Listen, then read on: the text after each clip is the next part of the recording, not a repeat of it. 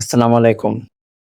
আগামীকাল থেকে শুরু হচ্ছে এই বছরের পবিত্র হজ্জের আনুষ্ঠানিক কার্যক্রম। বিভিন্ন দেশে ধর্মপ্রাণ মুসলিমরা হজে শামিল হতে সৌদি আরবে পৌঁছেছে। হজ হচ্ছে মুসলিমদের মধ্যে যারা বেশি সামর্থ্যবান তাদের উপর ফরজ।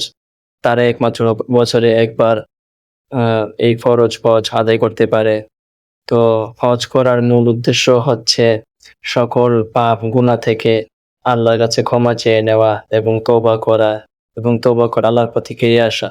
হজ করার পর অনেকেই তারা যে পূর্বে যেই আল্লাহর নাফরমানিগুলো করতো সেগুলো থেকে বিরত থাকে। কারণ তারা হজ পালনের মাধ্যমে তাদের দিনকে পরিপূর্ণ করে ফিরে আসে। তো অনেক হাজিরাই হজ করার পর তারা আগে যে অন্যায় অপরাধগুলো করতো বা দুর্নীতিগুলো করতো বা পাপ বা গুনাহগুলো করতো তারা সেগুলো ছাড়ার চেষ্টা করে। কারণ হজের মাধ্যমে সে আল্লাহর কাছে ক্ষমা চেয়ে নবজাত শিশুর মতো হয়ে ফিরে আসে। আর তো অনেকেই হজ করার পর পূর্বে যে গুনাহগুলো করতো সেগুলো থেকে বাঁচার জন্য চেষ্টা করে। কিন্তু এখনকার সমাজে দেখা যায় যে হজ করার পরেও কিছু মানুষ আছে যে তারা হজ করার কয়েকদিন পর থেকেই তারা আবার পুনরায় আগের মতো চলাফেরা করে, আগের নাফরমানিগুলো করে, গুনাহগুলো করে। আগে যেভাবে আল্লাহর নাফরমানি করতো সেগুলো করে বেড়ায়। তারপর তাদের নামের আগে একটা ট্যাগ লাগানো থাকে যে হাজি। তো তারা যে হজ করে এসেছে, হজ করতে গিয়ে আল্লাহর কাছে ক্ষমা চেয়েছে, বিভিন্ন কার্যক্রম করেছে। আল্লাহর কাছ থেকে ক্ষমা চেয়ে নিয়ে ফিরে এসে আবার সে পুনরায় আল্লাহর নাফরমানিগুলো করে।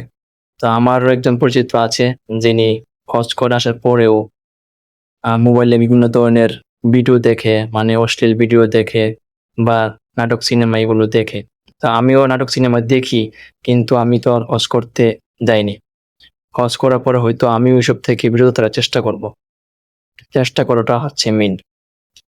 কিন্তু অনেকেই আছে যে হজ করার পরে শুধু তারা তাদের নামের আগে হাজি লাগিয়ে দেয়, কিন্তু হজ করার পরেও তারা সেই আগের গুনাহযুক্ত জীবনে ফিরে যায়।